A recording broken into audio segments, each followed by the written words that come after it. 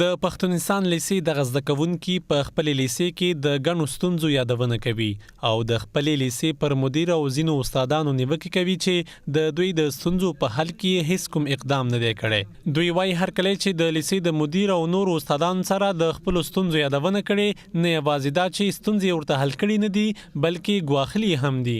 د دغه لیسې زده کوونکي د لیسې په انګړ کې ځانونه مینځي. دوی وايي د ځان منځلو ځایونه شته خو د ښوونځي د مسؤلینو د بېغورۍ له امله د ګټې وړ نه دي. لامبلو ځایونه دغه دي، دلته نور څه نشته. موږ د پمپ ته لامبو تشنابونه لرو خو دغه صحیح نه دی جوړ، باید دا ټول جوړ شي. ځکه له نورو ګڼو ستونزو سربیره دوی وایي داسې خواړه ورته تیارېږي چې په وینا یې هیڅ د خوړلو نه دي، خو دوی وایي له ناچارۍ د هر څه مني.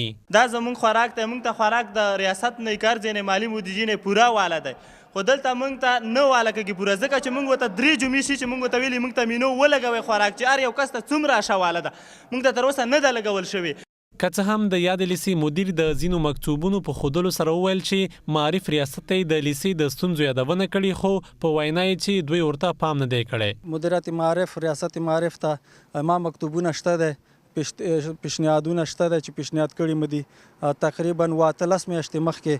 داسې چې پیشنهاد کوي د دې تخصیص نشته دی، کله کله بودیجه نشته دی، نو په دې خاطر باندې کله کله یو شی پاتې کېږي که نه.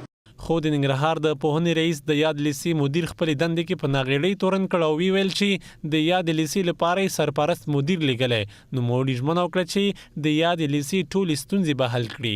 موږ عاجل دې دپاره چې زموږ شاګردانو درس ضایع نشي، وخت ضایع نشي، په همدې اساس هم هلته فعلا دپاره یو سرپرست مدیر ته توظیف کړه چې هلته کار مخته بودي او مشکلات چې لري هغه حل کړي او مشکلات تر ما پورې ورسوي ریاست معارف ته.